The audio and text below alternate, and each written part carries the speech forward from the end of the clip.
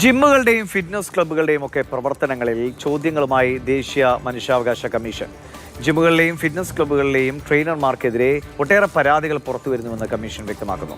സ്ത്രീകളെയും പെൺകുട്ടികളെയും ലൈംഗികമായി ചൂഷണം ചെയ്യുന്നുവെന്ന പരാതിയാണ് കൂടുതലായും പുറത്തുവരുന്നത്. കേന്ദ്ര സർക്കാരിനും സംസ്ഥാന സർക്കാരുകൾക്കും സ്പോർട്സ് അതോറിറ്റികൾക്കും കമ്മീഷൻ ഇക്കാര്യത്തിൽ നോട്ടീസ് അയക്കുകയും ചെയ്തു. ബി ബാലഗോപാൽ വിവരങ്ങളുമായിട്ടുണ്ട്. ബാലഗോപാൽ, പല സമീപകാലത്തൊക്കെ പല വിവരങ്ങൾ ഇത്തരത്തിൽ വന്നിട്ടുണ്ട്.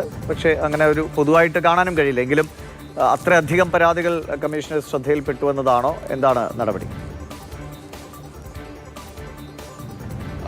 രാജ്യവ്യാപകമായി ഈ ജിമ്മുകൾക്കും ഫിറ്റ്നസ് ക്ലബ്ബുകൾക്കുമെതിരെ വ്യാപകമായ പരാതികൾ ഉയരുന്നുവെന്നാണ് ദേശീയ മനുഷ്യാവകാശ കമ്മീഷൻ അംഗം പ്രിയങ്ക് കനുങ്കോ ഇപ്പോൾ അറിയിച്ചിരിക്കുന്നത്. ഇതിൻ്റെ പശ്ചാത്തലത്തിലാണ് കമ്മീഷൻ ഈ സംസ്ഥാന സർക്കാരുകൾക്കും കേന്ദ്ര സർക്കാരിനും സ്പോർട്സ് അതോറിറ്റികൾക്കും നോട്ടീസ് അയച്ചിരിക്കുന്നത്. ഈ നോട്ടീസിൽ ആവശ്യപ്പെട്ടിരിക്കുന്ന ഏറ്റവും പ്രധാനപ്പെട്ട കാര്യം ഈ ജിമ്മുകളുടെയും ഫിറ്റ്നസ് ക്ലബ്ബുകളുടെയും പ്രവർത്തനത്തിലുള്ള സുരക്ഷാ മാർഗരേഖ ഉൾപ്പെടെയുള്ളവ ഈ സർക്കാരുകൾ, അതായത് കേന്ദ്ര സംസ്ഥാന സർക്കാരുകളും സ്പോർട്സ് അതോറിറ്റികളുമൊക്കെ അറിയിക്കുവാനാണ് നിർദ്ദേശിച്ചിരിക്കുന്നത്. ഇതിന് കാരണമായി ദേശീയ മനുഷ്യാവകാശ കമ്മീഷൻ അംഗം പ്രിയങ്ക് കനുങ്കോ പറഞ്ഞിരിക്കുന്നത്, ഈ വ്യാപകമായ തോതിൽ ഈ ജിമ്മുകളിലെയും ഫിറ്റ്നസ് ക്ലബ്ബുകളിലെയും ഒക്കെ ട്രെയിനർമാർക്കെതിരെ പരാതികൾ ഉയരുന്നുണ്ട്. ഈ സ്ത്രീകൾ, വനിതകൾ, അതുപോലെ തന്നെ കൗമാരക്കാരായ പെൺകുട്ടികൾ, ഇവരെയൊക്കെ ലൈംഗികമായി ചൂഷണം ചെയ്യുന്നു, ട്രെയിനർമാർ ലൈംഗികമായി ചൂഷണം ചെയ്യുന്നു എന്ന പരാതികൾ ഉയർന്നു വരുന്നുണ്ട്.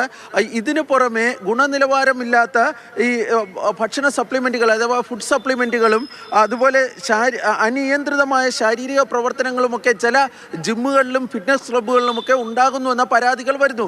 ഈ സാഹചര്യത്തിലാണ് ഈ ജിമ്മുകളുടെയും ഫിറ്റ്നസ് ക്ലബ്ബുകളുടെയും പ്രവർത്തനം എങ്ങനെയെന്ന് വിലയിരുത്തുന്നതിനായി ദേശീയ മനുഷ്യാവകാശ കമ്മീഷന്റെ ഭാഗത്ത് നിന്ന് ഇത്തരമൊരു നടപടി ഉണ്ടായിരിക്കുന്നത്. സ്വാഭാവികമായും കേന്ദ്ര സർക്കാരിൻ്റെയും സംസ്ഥാന സർക്കാരുകളുടെയും ഒക്കെ മറുപടി ലഭിച്ച ശേഷം ഇതിൽ കമ്മീഷന്റെ ഭാഗത്ത് നിന്ന് തുടർ നടപടി ഉണ്ടാകുമെന്നാണ് കമ്മീഷൻ അംഗം ഇപ്പോൾ വ്യക്തമാക്കുകയും ചെയ്തിരിക്കുന്നത്.